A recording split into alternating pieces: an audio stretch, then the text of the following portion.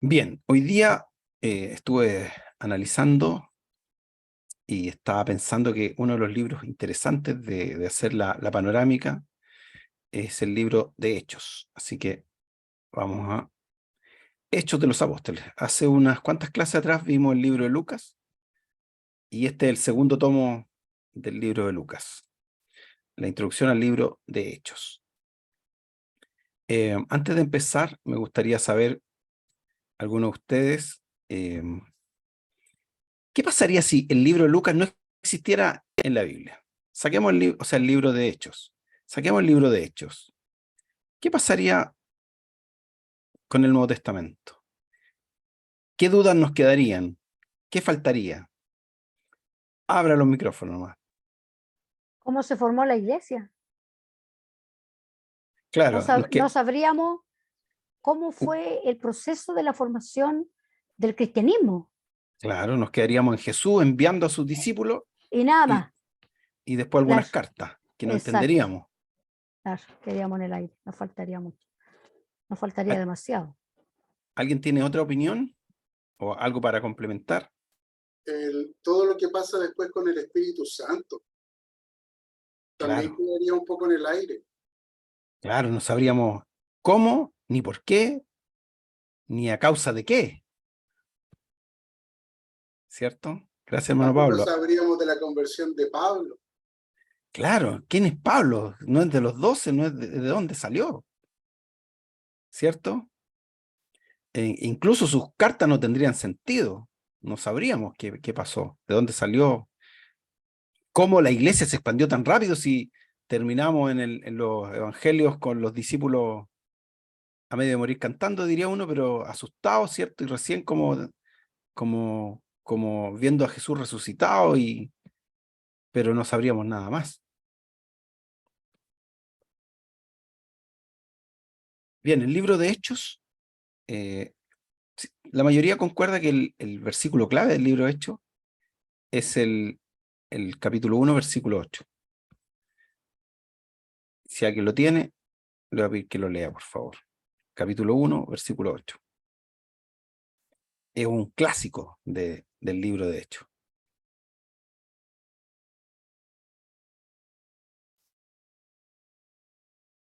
No se amontonen, no se amontonen. Tenemos que esperar que abra la Biblia.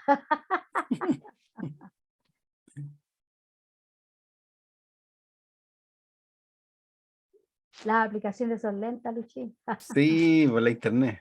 Ahí estamos, ahí estamos. Yo lo tengo. La hermana Ya. Estrella dijo primero, la hermana Estrella dijo primero.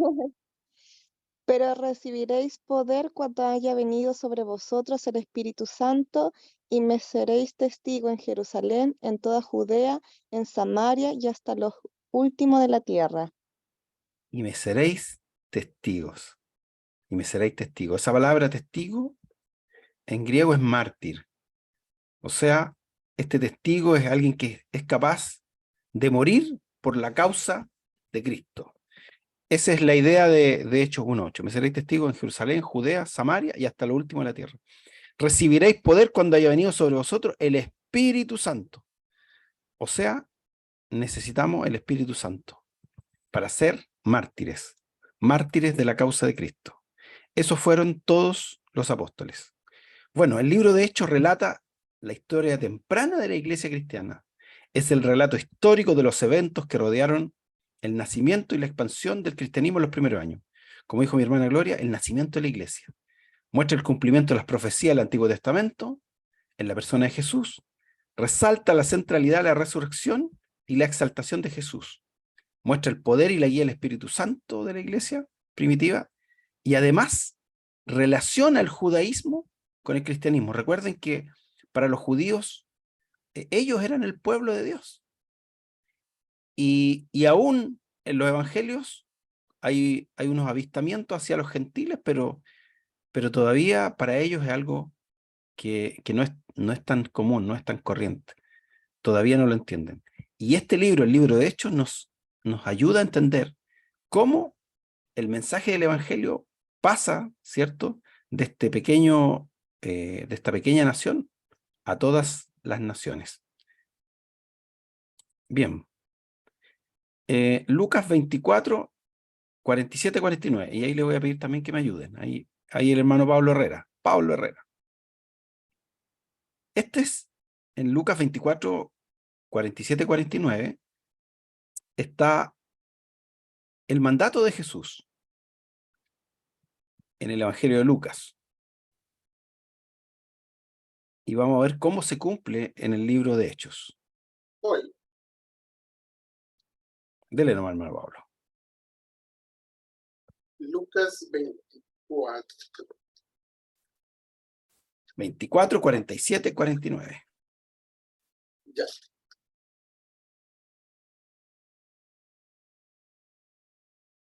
Amén.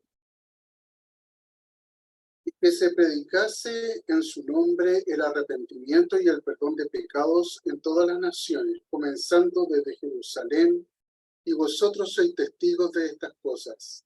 He aquí yo enviaré la promesa de mi Padre sobre vosotros, pero quedaos vosotros en la ciudad de Jerusalén hasta que seáis investidos de poder desde lo alto. ¿Se dan cuenta que se parece a Hechos 1:8? Comenzando desde Jerusalén, y aquí dice yo, quedaos aquí, en la ciudad de Jerusalén, hasta que seáis investidos del poder de lo alto. O sea, todos los seguidores de Jesús les dio ese mandato. Jesús resucitado da este mandato, que vayan y prediquen en su nombre el arrepentimiento de pecados, y no solo a los judíos, a todas las naciones. Pero dice, comenzando desde Jerusalén, y vosotros sois testigos de estas cosas. Y él enviará la promesa del Espíritu Santo. Entonces, en el libro de Hechos, que es el segundo tomo de Lucas, se cuenta el cumplimiento de este mandato. Veamos el autor, que ya es claro que es Lucas, ¿cierto? Hay mucho acuerdo a nivel de los estudiosos de la teología que fue Lucas. Y aquí vemos en el libro de Lucas el mandato, y después lo vemos en Hechos 1:8, que son muy similares, ¿cierto? Entonces, en el libro de Lucas se relata la historia de las cosas que Jesús había llevado a cabo durante su ministerio terrenal. Y en este libro de Hechos se relatan los eventos luego de la resurrección. Hechos continúa ese registro, notando que lo que Jesús llevó a cabo a través de la iglesia primitiva, comenzando con la ascensión de Jesús, la ascensión al cielo, pasando por el nacimiento de la iglesia el día de Pentecostés, la predicación de Pedro, hasta finalmente la predicación de Pablo en Roma. Hechos narra el esparcimiento del evangelio y crecimiento de la iglesia. También registra la oposición que continuamente se incrementaba en contra del evangelio. Lucas. ¿Quién es Lucas? Lucas es yo le llamaría un discípulo de Pablo. Es un colaborador de Pablo. Lucas no estuvo con Jesús en su vida terrenal y es el único autor de la escritura que no es judío. ¿Ya? Lucas es gentil. Y Lucas es médico. ¿Cómo sabemos que el autor de Lucas es el mismo autor del libro de Hechos? Y ahí le voy a pedir a otro ayudante que me lea Hechos 1:1 y a otro que busca Lucas 1 del 1 al 4.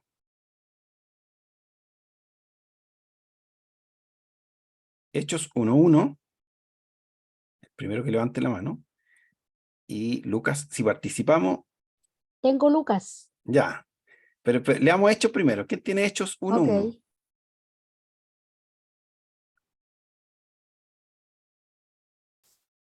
Yo tengo Hechos 1:1. Ya, hermano Pablo, dele nomás. En el primer tratado, oh Teófilo, hablé acerca de todas las cosas que Jesús comenzó a hacer y a enseñar. En el primer tratado, o sea, aquí estamos en el segundo tratado entonces, o en el enésimo, no sabemos. Pero aquí, según este texto, ya había habido un tratado para Teófilo. Y hablé acerca de todas las cosas que Jesús comenzó a hacer y a enseñar. Hermana Gloria. Amén. Del 1 al 4. Lucas, sí. ¿Qué dice Lucas del 1 al 4? Estimado Teófilo, muchos ya han intentado contar la historia de los eventos que se cumplieron en nuestra época. Escribieron lo que aprendimos de aquellos que desde el principio vieron lo que sucedió y servían a Dios anunciando a otros su mensaje. Yo mismo excelentísimo Teófilo, he estudiado todo cuidadosamente de principio a fin y decidí escribírtelo en orden para que tengas la certeza de lo que te han enseñado es verdad. Esta es la versión Palabra de Dios para Todos. Excelente, excelente. Se fijan que en Lucas, el libro de Lucas, que se asume que el autor es Lucas, él le escribe a Teófilo. Y en el libro de Hechos, le recalca y le dice, en el primer tratado, o Teófilo, hablé acerca de todas las cosas. O sea, el autor de Lucas es el mismo autor de Hechos. Y si el autor de Lucas es Lucas, ¿quién será el autor de Hechos? Lucas. Lucas, obviamente. Así es. Pero hay evidencia interna y externa para esto. Aquí el texto que acabamos de leer es una evidencia interna. Miren, ahí está Lucas y yo les voy a leer Filemón 1:24. Filemón 1:24 dice: Marcos, Aristarco, Demas y Lucas, mis colaboradores. Esta es la carta que Pablo le manda a Filemón, donde saluda a sus colaboradores. Y ahí está Lucas, ¿ya? O sea, aquí afirma, con este texto afirmamos que Lucas es colaborador de Pablo. Colosenses 4:14 dice: os saluda Lucas, el médico amado, y Demas. Esta es la carta de Pablo a los colosenses, donde al final en los saludos dice que Lucas les saluda también, el médico amado. O sea, Lucas andaba con Pablo. Y Timoteo, 2 Timoteo 4:11, solo Lucas está conmigo. Toma a Marcos y tráele contigo, porque me es útil para el ministerio. El libro 2 Timoteo y la mayoría de las cartas, Pablo las escribe desde la cárcel. Entonces, cuando él dice solo Lucas está conmigo, significa que incluso en la cárcel, Lucas le acompaña en ese proceso. Esa es la evidencia interna. La evidencia externa son los escritos patrísticos que le llaman, o de los padres de la iglesia. Ellos, por ejemplo, Clemente I, que es antes del 95 después de Cristo, da cuenta que Lucas es el autor del libro. También Tertuliano, Orígenes, Eusebio, Jerónimo, afirman que Lucas fue el autor del libro de Hechos.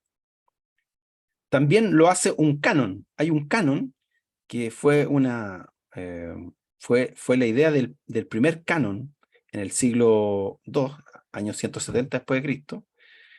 Fue uno de los primeros intentos de establecer una lista oficial de los libros del canon del Nuevo Testamento, y se llama el canon muratorio. Y ahí también aparece que Lucas es el autor del libro de Lucas y del libro de Hechos. Y estos son evidencias externas. Antes de pasar a la fecha, hay algunos textos en el libro de Hechos, y hay muchos en realidad, donde el autor del libro habla en tercera persona plural. O sea, él dice nosotros, hicimos, vinimos, esperamos, procuramos, nos quedamos. Y eso quiere decir que la persona que escribió el libro estaba en el hecho, estaba en la situación. Y les voy a dar un ejemplo, no lo tengo anotado en la PowerPoint, pero lo tengo acá. Hechos 16, del 10 al 11, dice: cuando vio la visión, enseguida procuramos, o sea, el escritor está incluido en esto, procuramos partir para Macedonia, dando por cierto que Dios nos llamaba para que les anunciásemos el evangelio. Zarpando pues de Troas, vinimos con rumbo directo a Samotracia y al día siguiente a Neápolis. En Hechos 25 dice: estos habiéndose adelantado, nos esperaron en Troas, y nosotros pasados los días de los panes y levadura, navegamos desde Filipos. En 5 días nos reunimos con ellos en Troas, donde nos quedamos 7 días. O sea, Lucas, que es por evidencia interna y externa, es el autor. Cuando vemos los verbos en tercera persona plural, significa que él estaba también en ese lugar. ¿Hasta aquí bien? ¿Alguna duda, pregunta? Todo ok, Luis. Bueno, las fechas. Siempre va a haber, bueno, al principio las primeras datas de fecha databan estos libros del Nuevo Testamento muy tardíos, incluso 200, 300 después de Cristo. Pero poco a poco se han descubierto que muchos de estos textos son de épocas tempranas. Y ustedes saben que mientras más temprano, más verosímil es el libro. Porque si pasan 100 años, uno dice, bueno, en 100 años alguien puede haber agregado, o cómo comprobamos cosas que pasaron hace 100 años. Pero si decimos que fue, por ejemplo, del año 60 después de Cristo, eso quiere decir que muchos de los que estaban, que vieron a Jesús, aún estaban vivos.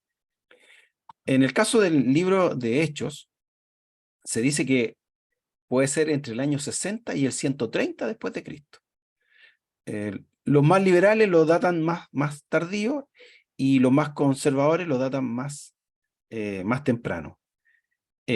Y más o menos la fecha quedaría entre el 61 y el 64 después de Cristo.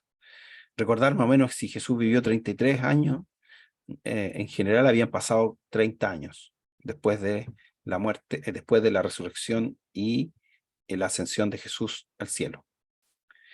¿Qué nos hace pensar que más temprano que tarde? El martirio de Pablo y Pedro, porque según Flavio Josefo fue el año 64. Y el libro de Hechos no habla del martirio de Pablo ni de Pedro, ni siquiera lo menciona. Termina el libro de Hechos con Pablo, cierto prisionero, en Roma, pero con muchas garantías. Entonces, el que escribió el libro no tenía idea todavía de esto, o sea, esto no había pasado. Probablemente la edición final del libro apareció en forma posterior, porque también hay que recordar que estas cosas, las historias se recopilaban, y después me imagino yo quizás cómo era el proceso de generar el libro mismo. Pero al menos este proto libro o pre-libro ya existía antes del 64. Y la destrucción de Jerusalén, los romanos, a cargo de Tito, destruyeron y quemaron Jerusalén en el año 70 después de Cristo.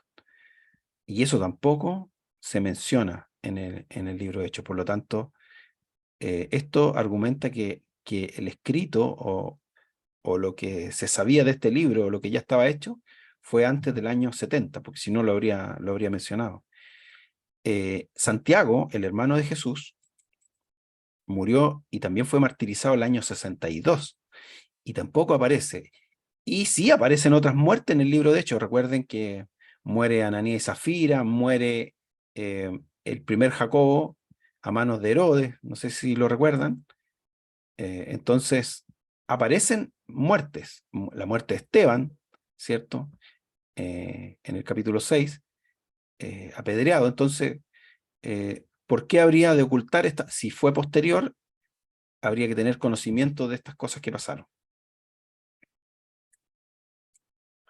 Nombre, el nombre del libro, Hechos de los Apóstoles. Este nombre sí que no pude averiguar quién le puso el nombre, así se llamaba, Hechos de los Apóstoles, cuando vemos que en el libro en general no se nombra mucho a los apóstoles. Están sí ahí, ¿cierto? En el aposento alto, ahí están los 12, se nombran en algunas reuniones, ¿cierto? En la predicación, pero en general los que más aparecen aquí es Pedro y Juan. Y aparece después Santiago, que es el hermano de Jesús. Pero los demás aparecen poquito. Y la pregunta uno dice, ¿por qué Hechos de los Apóstoles? Podría ser Hechos de Jesucristo, porque ¿quién es el personaje principal de este libro? Jesucristo. Jesucristo es el centro del mensaje entregado, es el cumplimiento de su promesa y mandato. Es el mensaje que se habla en todo el libro de Hechos es Jesús. Jesús, quien vivió, murió, resucitó por nuestra vida y, ¿cierto?, nos perdonó nuestros pecados, nos salvó. Entonces, a lo mejor podría haberse llamado Hechos de Jesucristo, o, como concuerdan muchos, Hechos del Espíritu Santo, porque lo que más se nombra en este libro es el Espíritu Santo dándole poder, ¿cierto?, a los apóstoles, empoderando a la iglesia y cumpliendo el gran mandato o la gran comisión a todo el mundo. También podría llamarse el origen de la iglesia, como dijo mi hermana Gloria, el origen de la iglesia, ¿sí o no? Porque también uno lo puede entender que este libro cuenta el origen de la iglesia, que no sabríamos nada si no estuviera. Hechos de Jesús. Y destinatario, Teófilo. ¿Quién es Teófilo? Y esa es una pregunta que se hace mucho estudioso y aún no se determina, o sea, es un tema que vamos a ver cuando estemos con el Señor.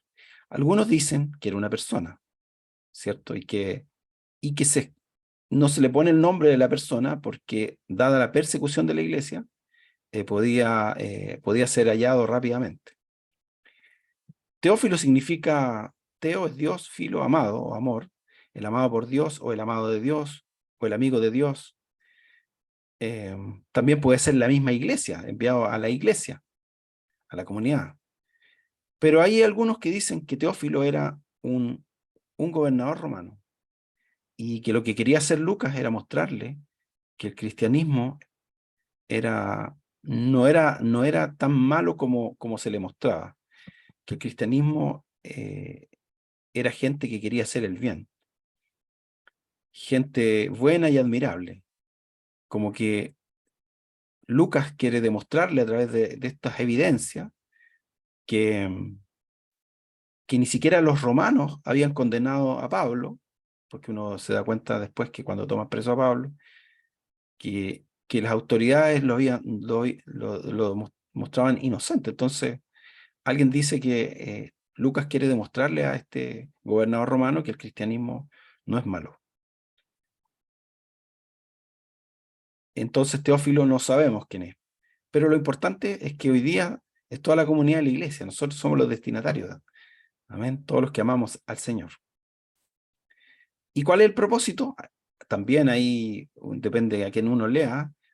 Encuentra muchos propósitos. Pero yo me quedo con este, mostrar la expansión del cristianismo. Algunos dicen que para recomendar el cristianismo al Imperio Romano, que es lo que recién había dicho, según Lucas, los magistrados no veían a los cristianos como malvados, sino como buena gente. Y todas las cortes romanas declararon inocentes a los cristianos. Demostrar que el cristianismo es una religión universal, también puede ser ese un propósito, una religión universal. Y para muchos judíos esto era imposible. O sea, ¿cómo nuestro Dios ahora es Dios de todos? Nada. O mostrar el origen de la iglesia primitiva. Ese es como el propósito del libro. ¿Ya? ¿Alguna pregunta hasta aquí? Yo no. Qué bueno, porque yo me quedé con este propósito, mostrar la expansión del cristianismo. ¿Y por qué me quedé con ese propósito? Porque muchos textos me dan el favor. Y les voy a pedir ahí, leamos unos 2 o 3. Hechos 6:7 y Hechos 9:31. Vamos a leer 3. Y Hechos 12:24. Ahí que me ayuden 3 hermanos. Hechos 6:7, Hechos 9:31 y Hechos 12:24. Amén. 6:7. Ah, ya, Ya, léalo, hermano Pablo, léalo nomás. Y crecía la palabra del Señor y el número de los discípulos se multiplicaba grandemente en Jerusalén. También muchos de los sacerdotes obedecían a la fe. mire, en Jerusalén se multiplicaba, ¿cierto?, el número de discípulos, hasta los sacerdotes creían. ¿Eso es la expansión del cristianismo? Sí, yo creo que sí. Ahí está diciendo que se está expandiendo el cristianismo. El 9:31, Hechos 9:31. Amén. Hermana Yelimar, dele nomás. Entonces la iglesia tenía paz por toda Judea, Galilea y Samaria, y eran edificadas andando en el temor del Señor. Y se acrecentaban fortalecidas por el Espíritu Santo. Mire, las iglesias tenían paz por toda Judea, Galilea y Samaria. ¿Eso no es la expansión del cristianismo? Hechos 12:24. Amén. Hermana Josefina. Pero la palabra del Señor crecía y se multiplicaba. ¿Eso es expansión del cristianismo? Amén. Yo le voy a leer lo otro. Hechos 16:5 dice, así que las iglesias eran confirmadas en la fe y aumentaban en número cada día. Hechos 19:20, y así crecía y prevalecía poderosamente la palabra del Señor. Hechos 28:31, predicando el reino de Dios y enseñando acerca del Señor Jesucristo abiertamente y sin impedimento. O sea, la expansión del cristianismo. Y aquí uno podría explicarse por qué creció tan rápido el cristianismo, de tal manera que incluso Roma tuvo que en menos de 400 años declararse cristiana, porque los cristianos invadieron esos que, ¿cómo decía el texto ese? Esos que perturban al mundo ya están aquí, esos que, ¿cierto? Ya llegaron aquí.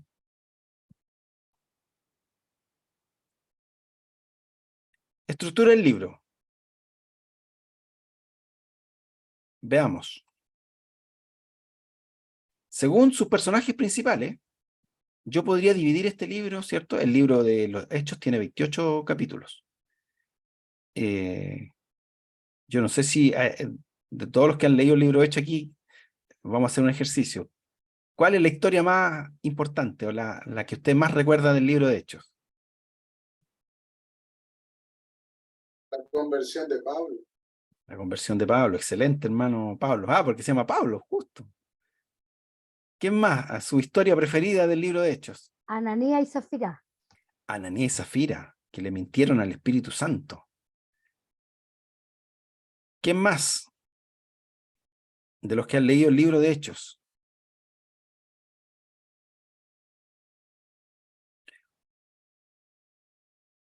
Bueno, ¿quién más? ¿Alguien más? ¿Alguien más? Atrévase, Yo vamos. también recuerdo la historia de Felipe y el eunuco. Felipe el Eunuco. Excelente. Mire, lo interesante, aquí yo tengo un texto que habla del cumplimiento de la palabra de Dios. Ezequiel 12:28 dice, diles por tanto, así ha dicho Jehová el Señor, no se tardará más ninguna de mis palabras, sino que la palabra que yo hablé se cumplirá, dice Jehová el Señor. O sea, que en el libro de Hechos cumplimos las promesas y las palabras de Dios. Miren, según sus personajes principales, yo podría dividir el libro en dos partes, ¿no? Pedro, que es como el principal que aparece en el capítulo 1 hasta el 12, es Pedro, y de repente Pedro, como que mengua Pedro, ¿cierto? ¿Y quién aparece? Como dijo mi hermano Pablo, Pablo. De Hechos 13 al 28, el principal, personaje principal, es Pablo. ¿Quién es Pablo? Pablo era un fariseo, ¿cierto? Tenía la ciudadanía romana. Perseguidor de la iglesia. Estuvo de acuerdo con la muerte de Esteban, ¿cierto? De hecho, dejaron la ropa de Esteban a sus pies. Pero cuando Jesús se le aparece a Pablo, ¿cierto? En el camino, Pablo iba rumbo a Damasco a perseguir a los cristianos y traerlos detenidos, ¿cierto? A Jerusalén. Porque él pensaba que esto era una secta, el cristianismo. Y estaba en contra del Dios único. Pero me gusta lo que dice Jesús de Pablo, o lo que dice el libro de Hechos. Dice, y el Señor le dijo, cuando el Señor le habla a Ananías para que vaya a orar por Pablo, ¿se acuerdan que Pablo, cuando se le salió al encuentro Jesús, quedó ciego y cayó al suelo y le dijo, ¿quién eres, Señor? Y Jesús le dice, yo soy Jesús, a quien tú persigues. Dura cosa es dar cosas contra el aguijón. Y Pablo se arrodilla y le dice, Señor, ¿qué quieres que haga? Y Jesús le dice que entrara en la ciudad y que se quedara ahí y que le iba a decir qué es lo que debía hacer. Pero cuando Jesús llama a Ananías para que ore, le dice, el Señor le dijo, ve, porque instrumento escogido me es este, para llevar mi nombre en presencia de los gentiles, de reyes y de los hijos de Israel. O sea, Pablo es llamado por Jesucristo, ¿cierto? Para llevar el mensaje en presencia de los gentiles, de reyes y de los hijos de Israel. Y aquí comienza algo que para los judíos era imposible, la expansión de este mensaje hacia el mundo gentil, hacia las demás naciones. Así que alguien podría dividir el libro en esas dos partes. Pero también podríamos dividirlo según las ciudades principales. y vamos a ver que son los mismos capítulos. Jerusalén, ¿cierto? Hechos del 1 hasta el 11-18, después el 12, Jerusalén, que era el centro de actividad de la primera iglesia. Recuerden que se juntaban, ¿cierto? En las casas, pero oraban ¿dónde? En el templo. Los primeros cristianos estaban ahí reunidos en Jerusalén, pero después de la muerte de Esteban comenzó una gran persecución de la iglesia, ¿cierto? Y luego de la conversión de Pablo, la iglesia misionera se instala en Antioquía y ahí empiezan las misiones desde Antioquía. Entonces tenemos dos lugares desde donde se expande el evangelio. Primero Jerusalén y después los viajes que hace Pablo desde Antioquía, los misioneros de Antioquía.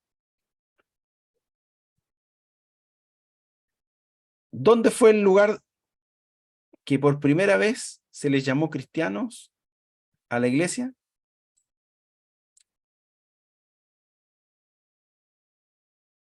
Antioquía. Antioquía.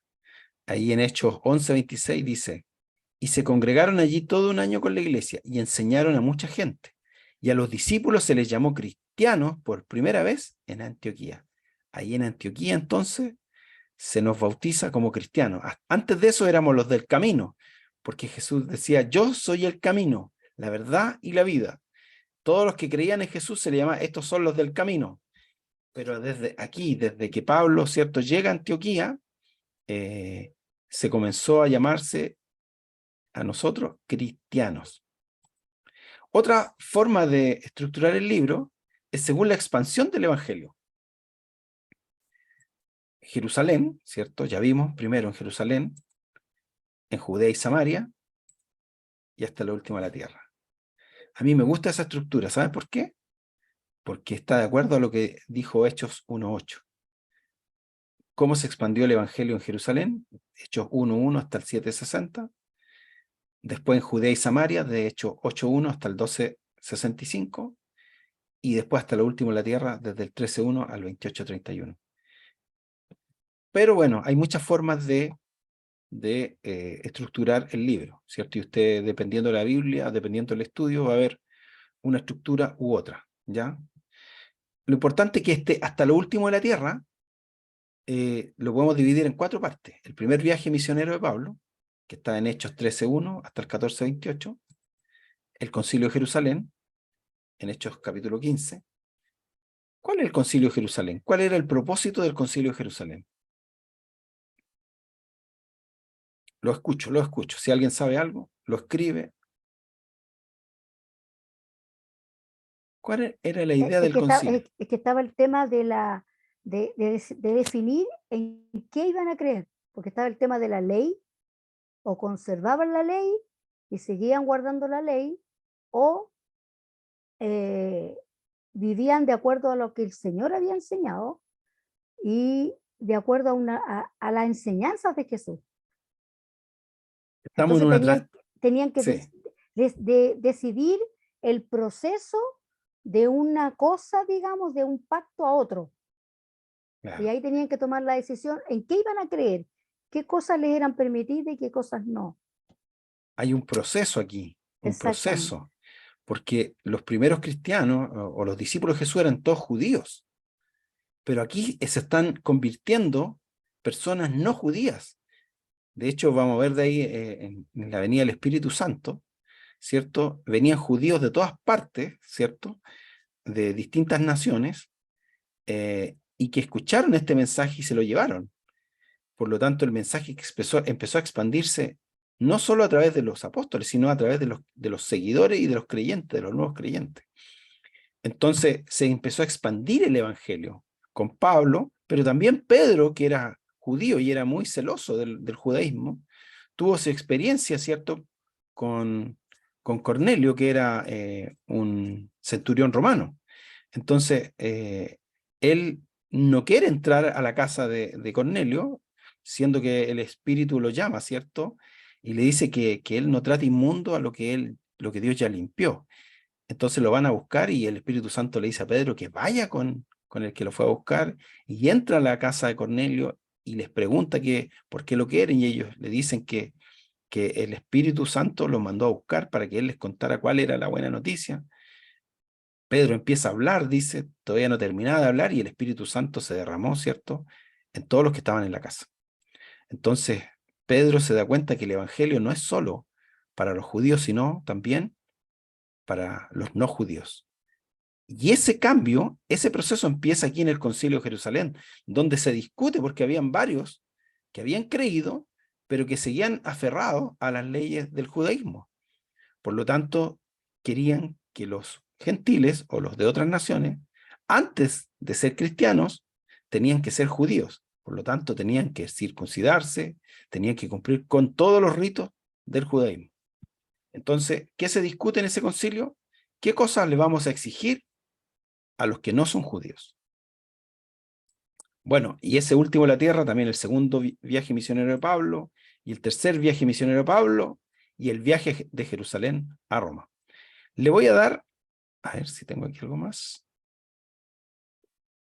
Sí. Pablo es tomado preso más o menos en el capítulo 21. Y empieza un proceso de viaje a Roma, porque él apela a César cuando lo toman prisionero. Él dice que tiene la nacionalidad romana, por lo tanto, a él él apela a César, que debe ser juzgado como un ciudadano romano. Entonces, en ese proceso, Pablo se mantiene preso, pero eso le permite a Pablo, a pesar de estar preso, de escribir, yo me imagino con la ayuda de algunos amanuenses, ¿cierto?, escribir estas cartas, estas famosas epístolas, que hoy día siguen sirviendo a la iglesia. En 2 Timoteo capítulo 2, versículo 9, dice Pablo, en el cual sufro penalidades hasta prisiones, a modo de ser malhechor, mas la palabra de Dios no está presa. Para Pablo, incluso su prisión es una oportunidad para seguir predicando el evangelio, para seguir discipulando a las iglesias.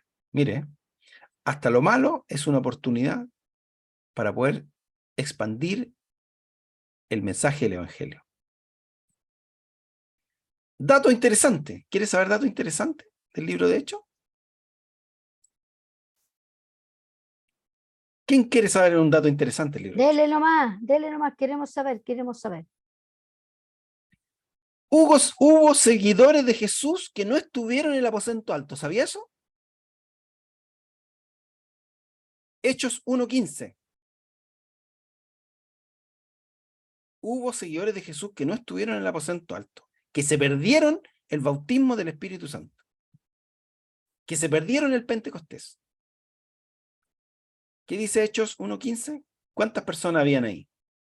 Aunque se lo sabe usted por las canciones, pero leamos. 120, dice. 120. Sí. Dice, en aquellos días Pedro se levantó en medio de los hermanos, los reunió, eran como 120. ¿Y qué dice 1 Corintios 15:6?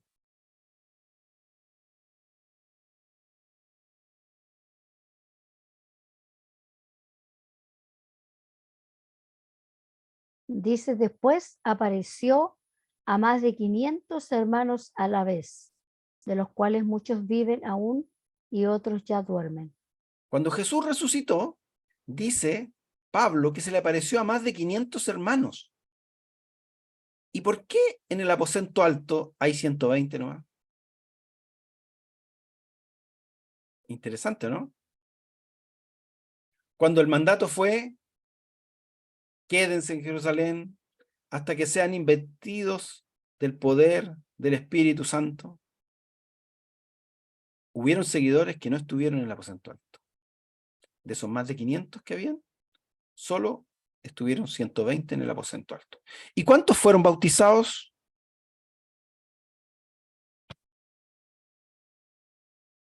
¿De los 120? Yo creo que todo. Todos los 120. Los 120. 120. Luis, ¿Ah? perdón, no sé, es que en relación a lo que tú estabas diciendo, ¿por qué solamente 120? Recuerda tú que en el caso de los judíos, cuando ellos escriben, ellos toman en consideración solamente a los hombres. No toman en consideración ni a las mujeres ni a los niños. Entonces, en rigor no habían 120. Había Puede más ser, gente. puede Lo que ser, pasa es que ellos no toman en cuenta ni a las mujeres ni a los puede ser, niños. pero si tú lees un poquito más atrás, el libro capítulo 1 dice, Ujú, estaban los apóstoles, ujú, estaban las mujeres, nombra a las mujeres, estaba María, la madre de Jesús, y ujú. 120 hermanos en número. Ahora, Puede ser. si ese dato que tú das, ¿por qué Pablo habla de 500? Y Pablo sí estaría nombrando a las mujeres y los niños, entonces. Entonces, sí, O tal es vez después de eso más gente creyó también, porque no necesariamente hayan visto a Jesús. No sé, también puede ser. Que no, hayan sí, creído después. pero aquí estamos hablando de que en 1 Corintios Pablo está ¿Ok? dando el resumen de antes del Pentecostés. Ok, los 500, sí tienes razón. Entonces, hay Sí. hermanos que no estuvieron en el Pentecostés. Bueno, sigamos viendo datos interesantes. Lucas investigó de primera fuente, ¿cierto? Eso lo sabemos por el libro de Lucas. Pero aquí yo tengo textos que nos ayudan a determinar que Lucas estuvo con alguno de ellos. Por ejemplo, Lucas estuvo con Silas. Ahí en Hechos 16, del 11 al 19, habla de todo esto, ¿cierto? De esta mujer, ¿cierto? Que estaba endemoniada, que decía, estos hombres vienen, son siervos del Dios Altísimo, quienes os anuncian el camino de la salvación. Y esto lo hacía por muchos días, más desagradando a Pablo esto. Se volvió y le dijo al Espíritu, te mando en el nombre de Jesús, que salgas de ella. Y salió aquella misma hora. Pero viendo sus amos que había salido la esperanza de su ganancia, prendieron a Pablo y a Silas y los trajeron al foro ante las autoridades. Hasta ahí tomaron preso a Pablo y a Silas. ¿Y cómo sabemos que Lucas estaba ahí? En el 11, pues dice, esta, siguiendo a Pablo y a nosotros, daba voces diciendo. O sea, el autor del libro estaba ahí. Pero a los que tomaron presos, a los que prendieron, fueron a Pablo y a Silas. O sea, Lucas conoció a Silas. A Felipe el Evangelista también lo conoció, ahí en el 21:8. Dice, y al otro día, saliendo Pablo y los que con él estábamos, mire, al otro día saliendo Pablo y con los que en él estábamos, o sea, el autor está incluido, fuimos, o sea, el autor incluido, a Cesarea y entrando a la casa de Felipe el Evangelista, que era uno de los 7, posamos con él. Este era uno de los 7 que fueron investidos, ¿cierto? Escogidos para servir las mesas, también, de Felipe, que después empezó a predicar el Evangelio. Entonces, Lucas conoció a Felipe. Lucas conoció a Santiago, hermano de Jesús, en el 21:18. Y al día siguiente, Pablo entró con nosotros, ese nosotros, está incluido el autor, a ver a Jacobo. Y se hallaban reunidos todos los ancianos, o sea, y ahí habían otros apóstoles también. Pero al menos dice que estuvo Jacobo, que era el hermano de Jesús. Recuerden que el primer Jacobo murió a manos de Herodes, y este Jacobo es el hermano de Jesús. Y también conoció a Marcos, que ahí en Filemón 1:24, yo lo leí un poco antes, cuando dice, os saluda Marco, Aristarco, Demas y Lucas, mis colaboradores. O sea, Marcos y Lucas fueron colaboradores de Pablo en los viajes misioneros, ¿cierto? Entonces, Marcos conoció a Lucas, Lucas conoció a Marcos. Entonces, Lucas sabe cosas de primera fuente, ¿ya? ¿Usted sabía que el Espíritu Santo le prohibió a Pablo llevar el mensaje a pueblos de Asia? Que a veces nosotros decimos, no, yo voy a ir a predicar, voy a ir aquí, voy a ir allá, pero y estamos, ¿es Dios nos está mandando o nace de nosotros? A mí siempre me llama la atención este texto porque el mandato de Jesús es llevar el evangelio a toda criatura. Pero aquí, en Hechos 16, 6, 7, el Espíritu Santo les prohíbe ir a algunos lugares. Mire, dice Hechos 16, 6, 7, atravesando Frigia, la provincia de Galacia, les fue prohibido por el Espíritu Santo hablar la palabra en Asia. Y cuando llegaron a Misia, intentaron ir a Bitinia, pero el Espíritu Santo no se los permitió. Mire, ¿sabía eso usted? Que no es donde yo quiero, sino donde Dios está obrando, donde Dios está moviéndose. Dios se está moviendo. Y Dios quiere que entreguemos el mensaje, pero que sea una motivación también de parte de Él. A veces hablamos nosotros y dejamos las cosas. Pero si estamos conectados con el Señor, va a ser de Dios. Amén. Y el último dato interesante que le traigo, miren. Este hombre, William Mitchell Ramsey, que es la foto que está ahí, él escribió un libro, Los viajes de Pablo en las ciudades de Roma. Él es un arqueólogo, erudito, británico, conocido por su trabajo en la investigación arqueológica y la exploración de la región del Imperio Romano y el mundo bíblico. Sus contribuciones fueron fundamentales para el estudio de la historia antigua y la confirmación de la fiabilidad histórica de los relatos bíblicos. Pero él, antes de ser cristiano, era ateo. Y uno de los aspectos más destacados de su carrera, dice, fue su intento de refutar los relatos históricos del Nuevo Testamento. Él, como arqueólogo, su motivación de ser arqueólogo era refutar que los libros de la Biblia eran falsos, eran mitos. Particularmente el libro de Hechos de los Apóstoles. Y resulta que cuando empezó a buscar las pruebas para refutar estos libros, cuando hizo esos viajes y empezó a hacer excavaciones, cuando recorrió las rutas que decía el libro de Hechos que recorrió Pablo, cuando vio la geografía, se dio cuenta que todo lo que se hablaba en el libro de Hechos tenía exactitud geográfica. Él quedó impresionado por esa precisión y esos detalles geográficos, culturales, mencionados en los escritores. Es tanto así que se hizo cristiano y escribió varios libros.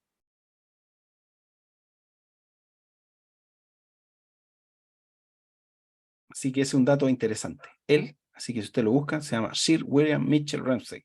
Él intentó refutar estos libros del Nuevo Testamento y terminó convertido al cristianismo.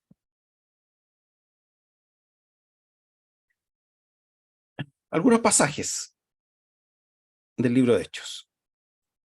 El bautismo del Espíritu Santo.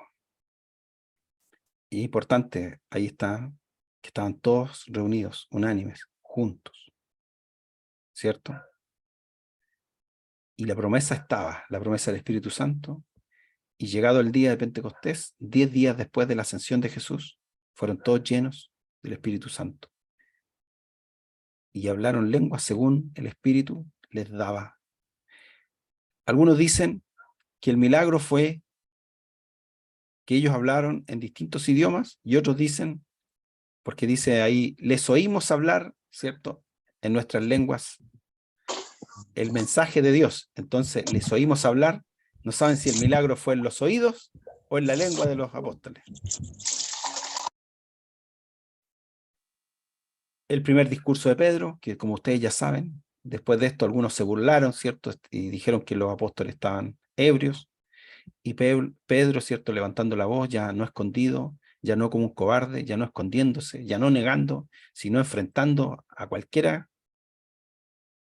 Él se levanta y dice que, empieza a decir que Jesús es el Cristo, el Rey prometido, y que muchos de los que estaban ahí fueron culpables al entregárselo a Roma, a los gentiles. Y él era el Mesías que había de venir. Pero Dios, ¿cierto?, lo resucitó, lo levantó de los muertos. Ese día se convirtieron 3.000 personas al cristianismo. Después dice, en otra oportunidad, cuando va al templo a orar con Juan, ¿cierto?, se le aparece un cojo que estaba acostumbrado a pedir dinero, y el cojo, ¿cierto?, los mira pidiéndole dinero, y le dicen, no tenemos ni plata ni oro, lo que tenemos te damos en el nombre de Jesús, ¿cierto?, levántate. Y ese cojo caminó. Y después de eso, Pedro se manda de nuevo un discurso, ¿cierto? Y en esa oportunidad se convierten 5.000 personas al Evangelio. Y ahí empezamos a ver, en estos primeros capítulos, cómo el cristianismo empieza a crecer en forma exponencial. Luego, ¿cierto?, son tomados prisioneros Pedro y Juan, pero, ¿cierto?, dado lo que habían visto, estaba el cojo ahí mismo, los mandaron a azotar y les dijeron que no hablaran más en el nombre de Jesús. ¿Qué dijo Pedro y Juan?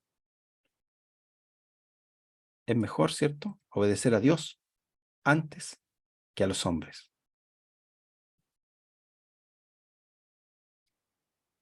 Ellos se niegan a dejar de predicar en el nombre de Jesús. Imagínense, ya no tienen temor. Si el mismo Sanedrín que condenó a Jesús, los tenía a Pedro y a Juan ahí, y ellos dicen que no van a dejar de hablar de Jesús. Así que los azotaron y los soltaron. Y aquí viene el clímax, cuando toman preso a Esteban, ¿cierto? Esteban les predicaba, les anunciaba el evangelio, y es sacado, ¿cierto?, de la ciudad y es apedreado. Y ahí empieza entonces la persecución de todos los creyentes cristianos. Pero esa también es una oportunidad para el Espíritu Santo, porque se estaban quedando en Jerusalén, ¿cierto? Y se ven obligados, ¿cierto?, muchos cristianos a emigrar, y el evangelio empieza a expandirse hacia Samaria. De ahí viene la conversión de Saulo, que era un perseguidor, como ya lo vimos, y tiene esa experiencia, ese encuentro con Jesús en el camino a Damasco, y él comienza a seguir a Jesús. Y él inmediatamente comienza a predicar de este evangelio ahí por Samaria. Después viene esta visión de Pedro, que ya la vimos también a Cornelio, el concilio de Jerusalén, y los viajes de Pablo desde Antioquía. Y ahí, bueno, los invito a leer el libro de Hechos, los viajes de Pablo, ¿cierto?, donde él predica el evangelio. No es solo una predicación de un día. Él va, ¿cierto?, y se queda con los hermanos, vive con los hermanos, trabaja y se sustenta, ¿cierto? Y finalmente termina el libro de Hechos con la llegada de Pablo a Roma y su prisión allí. Pablo termina bajo arresto domiciliario en Roma, pero él se le permite enseñar, y su testimonio llega incluso a la corte del César. Ahí están los viajes misioneros de Pablo. Aquí está Antioquía y aquí está Jerusalén. El primer viaje del amarillo, ¿cierto? Aquí va ahí, se devuelve, vuelve. Es el primer viaje misionero. Ese viaje duró 2 años. Después el verde, el segundo viaje misionero, es un poco más largo, ¿cierto? Ahí pasa por Jerusalén, vuelve a Antioquía. Ese duró 3 años. Y el azul es el tercer viaje misionero, que duró 4 años. Este viaje duró 4 años. Y aquí ya no termina en Antioquía, sino en Jerusalén, donde es tomado preso. Y el rojo es cuando llevan a Pablo prisionero hasta Roma.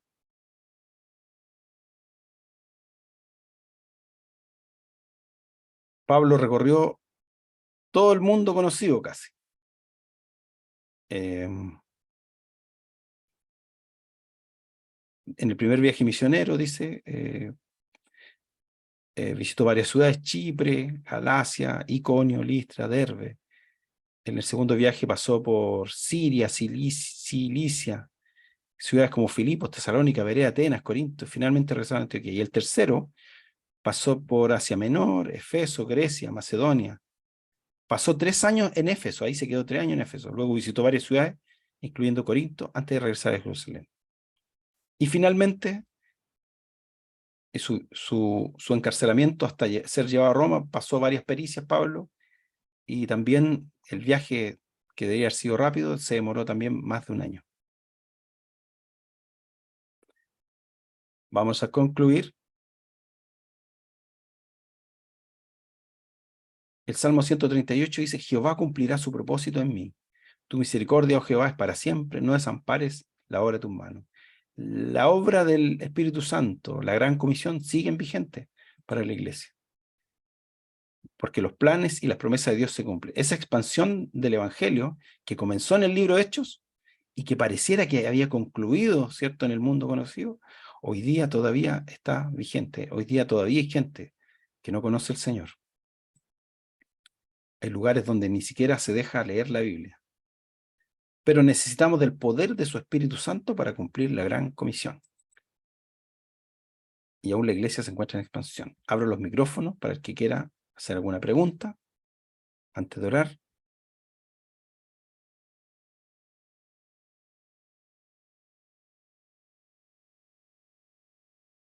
¿Qué les pareció? ¿Alguna pregunta, duda? Es el libro de Hechos. Es interesante.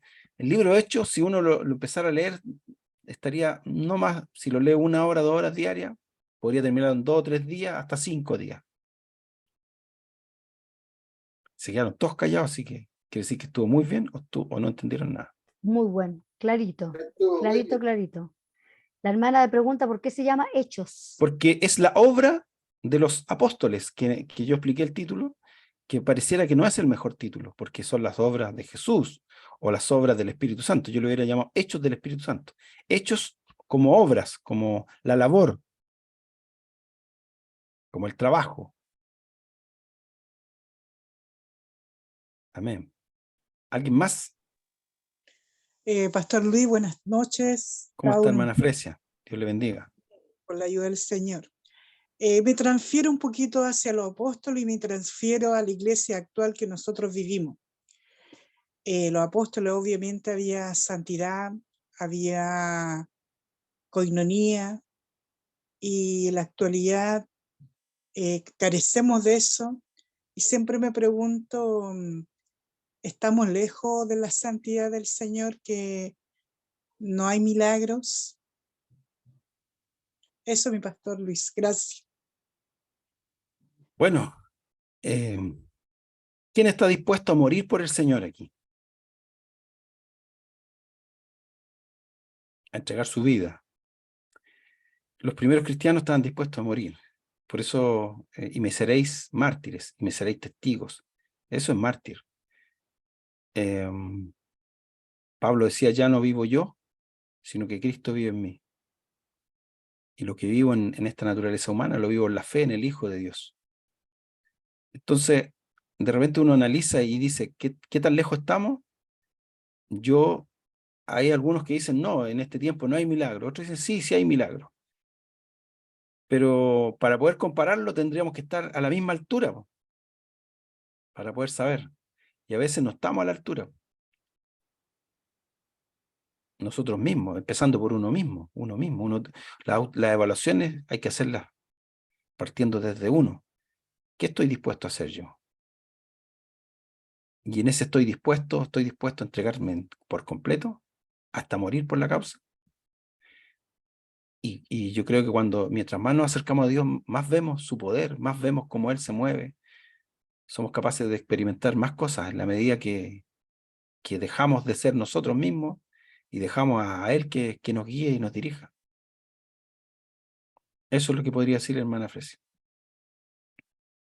Yo tengo un pensamiento. Dele. Hermano Pablo.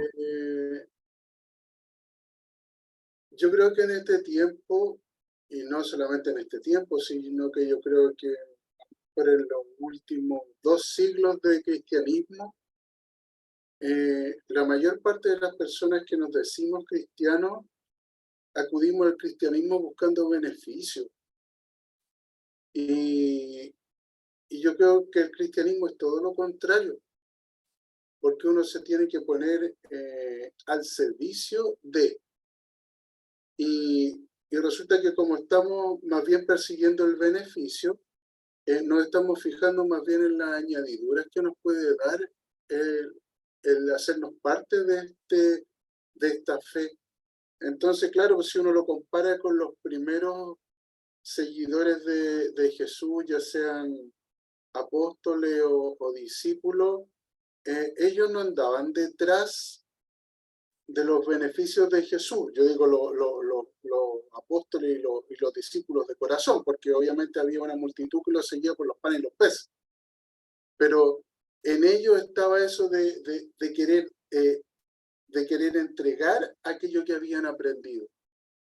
Y aunque el precio por entregarlo fuera su propia muerte, o el dejar sus hogares, o el dejar sus esposas, o el dejar sus hijos, o el dejar sus bienes, en ellos había esa pasión por entregar el mensaje que en este tiempo nosotros no vemos.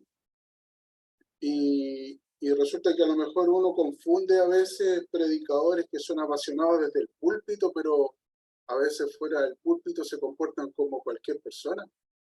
Entonces, en estos hombres se notaba que la pasión podía estar en ellos como en condición de libertad, como en condición de prisión. No les importaba nada.